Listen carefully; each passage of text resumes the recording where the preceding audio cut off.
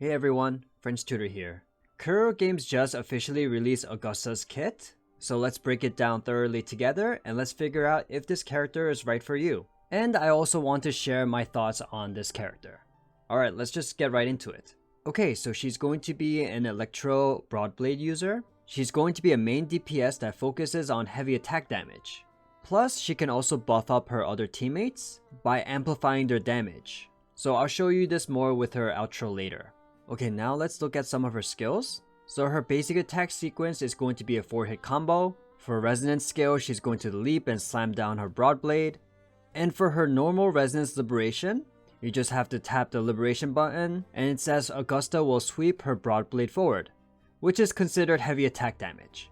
Okay, let's look at the 2.6 livestream to see some of her skills. So her basic attack sequence is going to look like this. Basic attack 1, 2, 3, and then finally 4 like that. Her resonance skill kind of looks like basic attack 4, but basically she just jumps and leaps forwards and attacks like that. Now for her normal resonance skill, so it's like a very powerful like horizontal sweep and slashes. So it's gonna look like this. Yep, and that's her normal resonance liberation. Okay, next thing we need to learn are her Forte Gauges, and she has a few. So the first one is under her normal attacks for some reason, not her Forte circuit.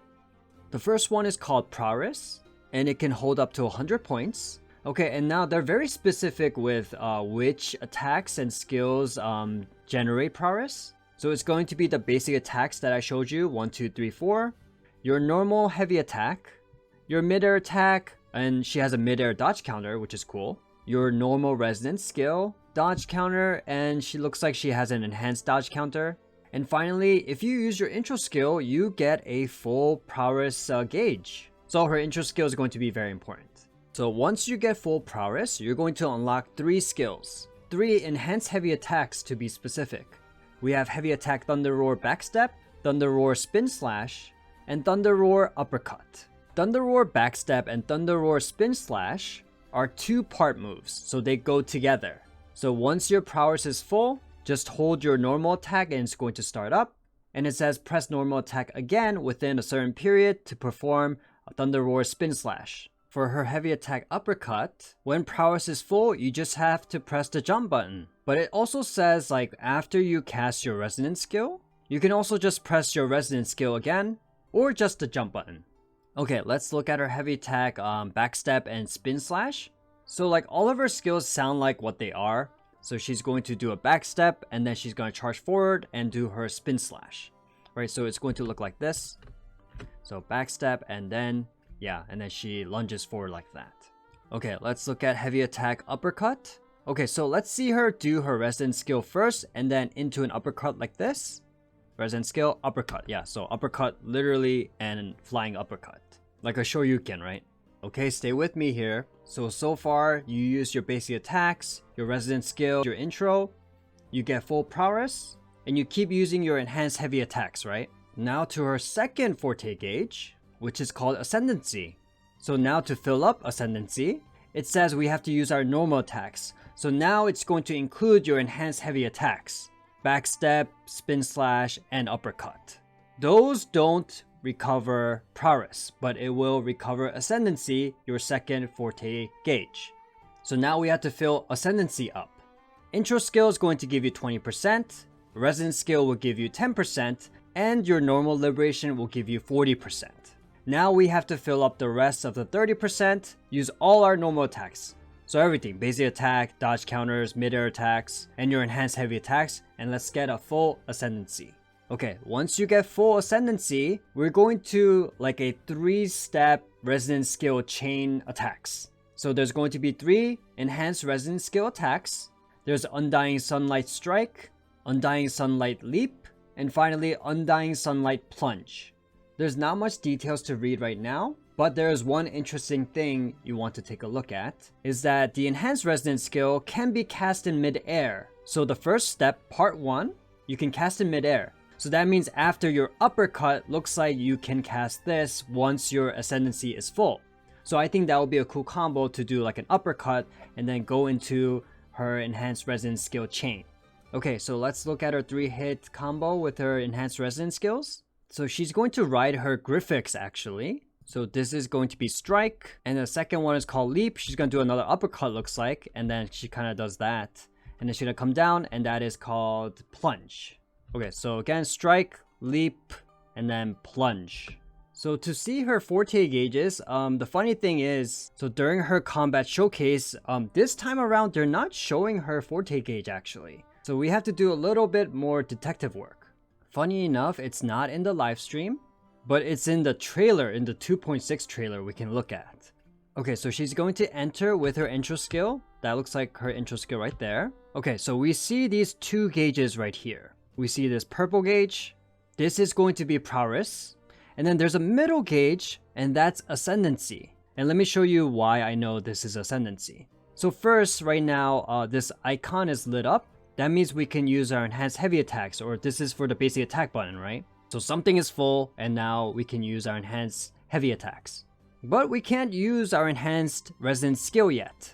Okay, so let's let her attack a little bit more. And then, so you can see now her enhanced resonance skill becomes available. And then this thing in the middle actually shines up. Okay, so to look at it a little closely, she's going to attack. And then this is going to start shining right there, right? And then now her enhanced resonance skill is available. So that's what her Forte gauges look like. So now after you use your enhanced resonance skill, Undying Sunlight Plunge, you're going to get 1 stack of Majesty. So oh my god, she has a third like Forte gauge, but it's kind of simple, don't worry. So you get 2 stacks of Majesty. So you get 1 stack from using that plunge attack with her Griffix. You also get 1 stack when a resonator that is using Augusta's outro skill casts their own outro skill. Then Augusta will also get Majesty. But also it says in her second inherent skill that like if Augusta is just out of combat over 4 seconds, she's going to just restore 1 stack if she has less than 1 stack already. So anyways, the first stack should be easy to get. Okay, so what the heck does Majesty do? It unlocks your enhanced resonance liberation. So once Majesty reaches 2 stacks, you can use your enhanced liberation called Sublime is the Sun. So this liberation costs no resonance energy. It says that this liberation is going to stop time, which is crazy. It says it's going to generate Ruler's Realm. We'll talk about that later. And she's going to enter the Sworn Allegiance state for 7 seconds. So in this Sworn Allegiance state, so you can just press or hold your normal attack to cast Sublime is the Sun, Sunborn. Okay, which is the actual attacks. And if you read it here, first it's considered heavy attack damage. And it says you can cast this 9 times. So it's like multiple hits that she does that you saw her animations, right? And then we do part 2 and the last part of her enhanced liberation. Sublime is the Sun, Ever Bright Protector. Again, this is considered heavy attack damage. And pretty much this is that ultimate attack she does at the end that does a lot of damage, probably. One interesting thing to note, it says that if you hold your Resonance Liberation, you can cast this final ultimate attack early. So instead of doing all the 9 hits that we did before with Sunborn, you can just end it early and do your ultimate attack early. And I think that's really good because, you know, sometimes you don't need to do all 9 hits. Like if like a boss has like very, very low HP and you just want to finish it off quickly for faster clear times, you can just hold your Resonance Liberation. And I think that is a great function right there. Last thing is that it says it consumes all stacks of Crown of Wills. So let me explain that one later as well. So again, we're going to use our 3-hit Enhanced Resonance skills. We'll get 1 stack of Majesty. You probably have another stack of Majesty somewhere. After you get 2, we're going to unlock our Enhanced Liberation. And it's going to look like this. She's going to pull out her like giant sword. That looks super cool. And then she's going to attack 9 times, which is called Sunborn. So this is pretty much Enhanced Liberation part 1. So she's going to attack multiple times like this, right? So it attacks a lot. And then finally, this attack right here is Ever Bright Protector, and she's going to do a final ultimate move like that. If you're liking the video so far, please make sure to like and subscribe. It will really help me out. Thank you. Okay, so that was pretty much all the really important stuff, but now let's talk about some of the extra stuff. So as mentioned before, if you use your Enhanced Liberation, it says it generates Ruler's Realm. So this lasts for 30 seconds. So it looks like when other resonators, your party members, cast their intro skills, they're going to gain a shield equal to 5% plus 650 of Augusta's max HP for 10 seconds. So Augusta has these support capabilities by giving shields to her party members, which is pretty cool. We also noticed that once you use your Enhanced Liberation Part 2, you're going to consume all of Crown of Wills. And looks like just a stack of Crown of Wills is you have 15% electro damage bonus. And it only stacks up to one time, I guess? To get Crown of Wills, again, in her inherent skill, if she's just out of combat for 4 seconds, she's just going to fully restore Crown of Wills. So that's just some extra damage for you. Lastly, for her first inherent skill, if Augusta deals damage, she just gains a shield. So that's a good use of the new Sonata set, which gives you crit damage if you have a shield, right?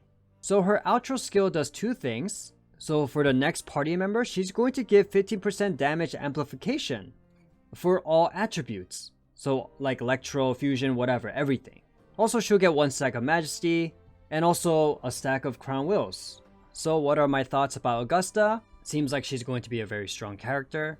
I mean, hopefully from those animations, she has to be strong, right? Focusing on heavy attack damage is really cool too. So now Augusta has to fight over Mortefi with GN. But also you can use Phrolova too, right? Phrolova amplifies heavy attack damage bonus. Hopefully their kits like work well together, but seems like it should be okay. It's just Augusta can't use her echo skills a lot. You can also use Yin Lin because you can amplify electro damage bonus. So honestly, you know, those are other 5 stars, right? So her teams are kind of limited right now. People are saying she's going to pair with Yuno. So if you pull for Augusta, you can use the mentioned resonators as teammates for now. Also, they're trying out this new shield meta. Basically, gaining a shield, she's going to gain more damage. So with the Crown of Valor 3-piece set, you gain a shield, you get 6% attack and 4% crit damage.